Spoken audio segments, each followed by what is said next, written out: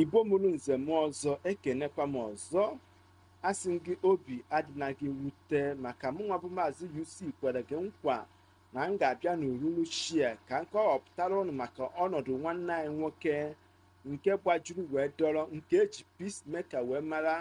n'ife gbasara ife ejije na Nollywood industry, maka ọnọdụ ya nke jọwuru ndere na njọ wesiwe nkakwu n'isi.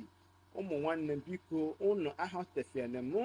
gịnwa bụ onye ọma na-egere m ntị, onye ọma na-eso m na onye ọma na-agbasara m ozi. Biko